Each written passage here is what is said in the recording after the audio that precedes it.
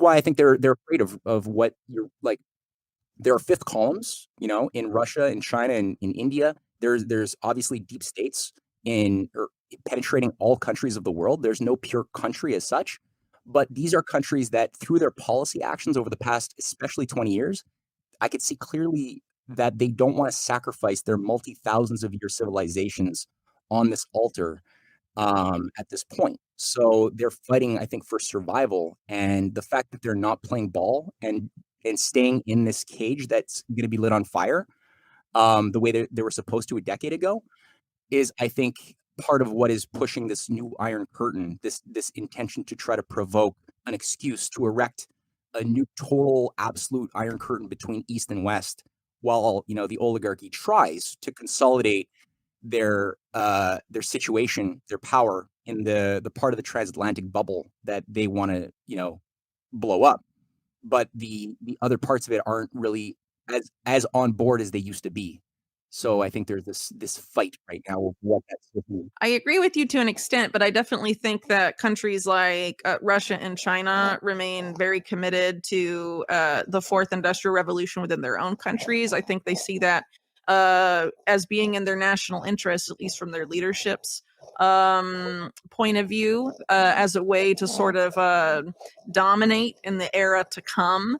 Of artificial intelligence, things like that, because they're definitely very invested in those technologies and in setting the rules, sort of the groundwork for for those new technologies as they're being rolled out, particularly artificial intelligence and things like that. And really, I would argue when people talk about the Great Reset, it's sort of this effort to make everything digital and digitize everything. Essentially like all sectors of the economy and society. And I think Russia and China, their leadership definitely are doing that. And I think they see it as a way to sort of keep their domestic populations under control. So I don't really see them, I guess, as white hats in that sense. I see them more as, they're trying they're on board with that aspect of things going on, but they sort of want this multipolar world order, which I talked about in my last podcast. With Ian Davis, where they sort of see the different, countries having a more equal piece of the pie, not really having a hegemon and a regional bloc really being one hegemon necessarily, but ironically, they're sort of a Eurasian bloc themselves, so it sort of may still be a block controlled system, but just a different, I guess, flavor of sorts. You're welcome to disagree, but I definitely think that Russia, I've done some podcasts about this recently, have adopted some technocratic technologies or at least major players in their power structure working to advance that right now, like in Spurbank and some other Oh yeah, groups. yeah, yeah. And mhm. Is totally poison. Yeah, for sure. And the Central Bank of Russia as well is super poisonous, full of vipers and I mean personalities who were installed really in the 90s during Perestroika, the big rape of Russia.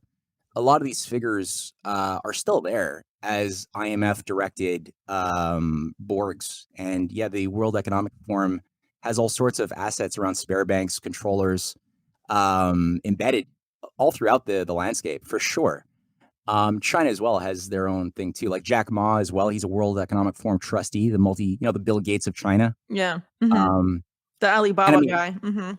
the Alibaba guy, yeah. I mean, the difference there that I see is that in terms of like uh process orientation, in terms of like I know that the oligarchy, one of the key principles or constants of the oligarchy has been global population reduction. Like they're religiously committed to reducing the Right. population to like 1 billion, I think, or less. I mean, I think there's some dispute around computer models, and some say maybe 2 billion and some say 500 million.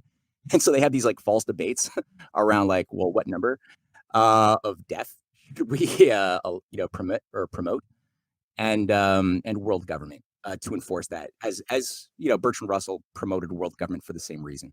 What I'm just seeing when I look at the processes that have been unleashed in terms of anti-depopulation programs, from especially China with its nationally controlled banking system, it never, there was a big fight to privatize it, but it fought back against it.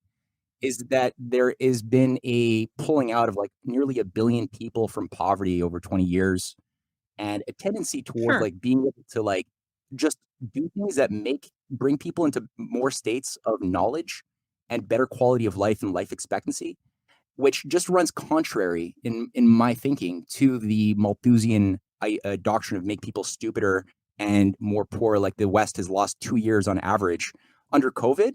We've lost 2 years on average of life expectancy than we did in 2019, Yeah. and it's going to get worse. Yeah, I see what you're saying, but I think the Chinese are nationalist in that sense, but I don't think I think they can be nationalist and from at the leadership level, but still embrace like major parts of technocracy in the Great Reset. Oh yeah, Right. yeah, I agree. And no, it Mhm. is a technocracy in that level, and like AI and stuff.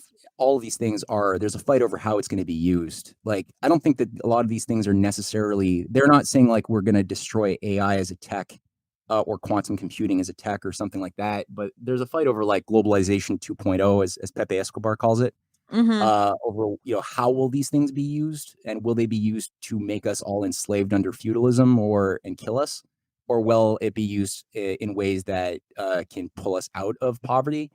I don't know to what degree you can do that with AI. I'm not too sure, but I think tech in general is a neutral thing. It's always ideology and intention, which makes it infuses it with morality.